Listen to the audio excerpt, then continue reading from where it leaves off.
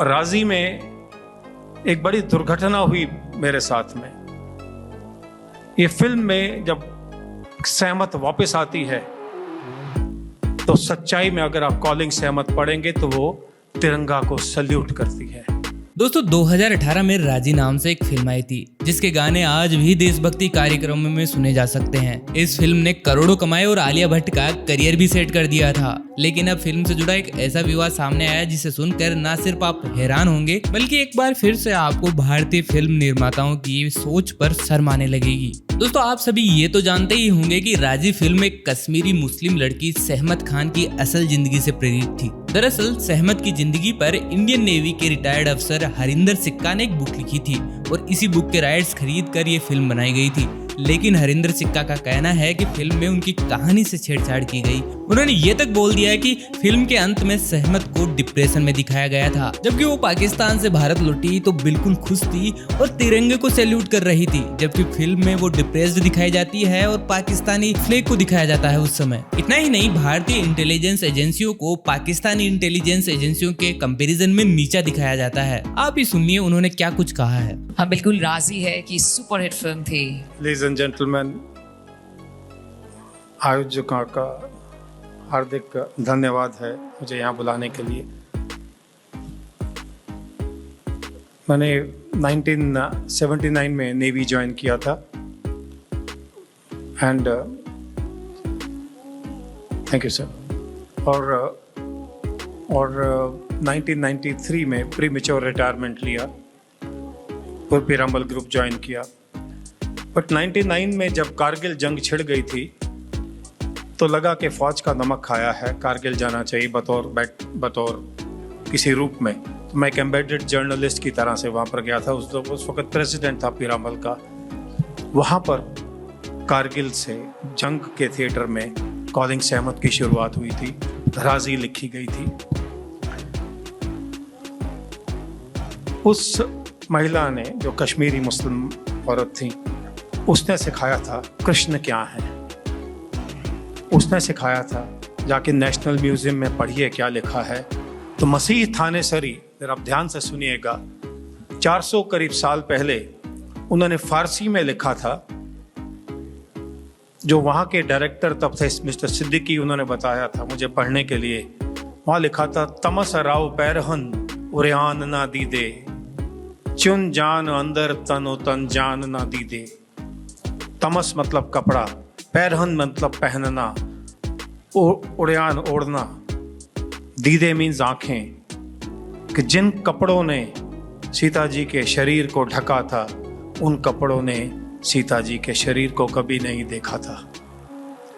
इतना गहरा मतलब फारसी में लिखा गया था। और हमने पहले अंग्रेज़ों की गुलामी की है, फिर उसके बाद में आने वाले 60 साल में वो गुलामी कंटिन्यू की है।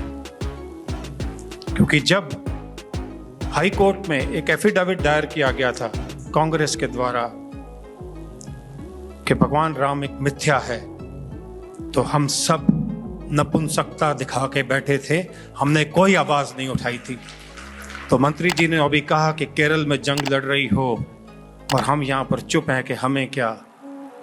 मुझे पूछिए, मैंने कारगिल जंग देखा है, मैंने उन लोगों के माता पिता को देखा है जिनके आगे पीछे कोई नहीं होता, बट वो कहते थे कि एक और बेटा होता तो दे देते।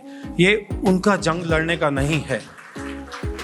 ये आप लोग जब बाहर जाके दिखाते हैं कि हम भी कुछ हैं, हम भूल गए अब्दुल हमीद कौन था, परमवीर चक्र था, भगत सिंह बचाए जा सकते थे और उनके साथी वो एक दिन पहले फांसी दिए गए थे। ये इतिहास में निकाल दिए गए हैं ये सवाल। वो इसलिए क्योंकि हम सुनना नहीं चाहते और वो पढ़ाना नहीं चाहते थे। तो राजी में एक बड़ी दुर्घटना हुई मेरे साथ में। ये फिल्म में जब सहमत वापस आती है तो सच्चाई में अगर आप कॉलिंग सहमत पढ़ेंगे तो वो तिरंगा को सल्यूट करती है। और बैंड जो कि उस वक्त जय भारती प्ले कर रहा था, मुझे 8 साल लगे थे इस किताब को लिखने में। तो जो बैंड जय भारती सल्यूट कर रहा था, मास्टर चीफ जो सेलर था उसने 2 ट्वीक करके बैंड जय भारती को बंद करके जनगण मन प्ले किया था। राजी में ना तो कोई तिरंगा दिखाया गया और ना कोई जनगण गाया गया, बल्कि उसको डिप्रेशन स्टेट में लाया गया। पाकिस्तान के फ्लैग दिखाए गए और इंडियन इंटेलिजेंस एजेंसी को नीचे दिखाया गया। ये लेफ्टिस्ट अप्रोच के खिलाफ में इतनी सफाई से काम किया गया। मुझे पूछिए वो दर्द कहाँ होता है। तो वो आप भी उतने ही फौजी हैं। मैं एक आपसे और जाने से पहले एक रिक्वेस्ट करना चाहूंगा। आज कुछ ही लोग ये मुसलमान को नहीं लेके है, कुछ ही लोग इस देश में 1,20,000 करोड़ रुपए के रूप में टैक्स के रूप में हलाल सर्टिफिकेट्स के ऊपर में लेते हैं। और कौन पे कर रहा है? बाबा रामदेव जैसे लोग, हल्दीराम, बीकाजी भुजिया। दूध और घी हलाल कैसे हो गए? और ये सब हम एक्सेप्ट कर रहे हैं, हम उसका टैक्स दे रहे हैं जो कि कुछ लोगों के बीच में जा रहा है। कोई होटल, कोई ढाबा, कोई रेस्टोरेंट हमें वेजिटेरियन या नॉन वेजिटेरियन पर हलाल सर्टिफाइड फूड ही खिलाता है। वो टैक्स किसको जाता है? जमायत उलेमा जैसी कंपनीज को, जिसने कसाब को बिरयानी खिलाई थी। हमें तो डूब मरना चाहिए सरकार। तो अपने अंदर में जोश चलाइए, क्योंकि जब हमारा जवान वहां मरता है तो हम एक ही दिन उसको याद रखते हैं, वो भी थोड़े ही दिन में, थोड़े ही वक्त में। एक फौजी रहा हूं, कुछ ज्यादा बोल जाऊं तो क्षमा चाहूंगा, बट वो जो वहां पर लड़ते हैं, खून बहाते हैं, ये वजह है कि हम यहाँ खुश हैं। आज एक ऐसा मौका मिला है। मैं कोई पॉलिटिशियन नहीं हूं, पीरामल ग्रुप का ग्रुप प्रेसिडेंट हूं, ग्रुप डायरेक्टर हूं, मुझे किसी पॉलिटिक्स से कुछ लेना देना नहीं है। बट अगर आप आज का उत्तर प्रदेश आपका सेफ है तो कोई जंग लड़ रहा है आपके लिए। आज अगर आपका देश सब सेफ है, चंद्रमा पर पहुंचा हुआ है, तो कोई आपके लिए जंग लड़ रहा है, तो वो उस 1 या 2 या 3 जिसने 370 लगा दिया, ये उनका काम खाली नहीं है। कुछ तो जंग आपको भी लड़नी पड़ेगी। जय हिंद।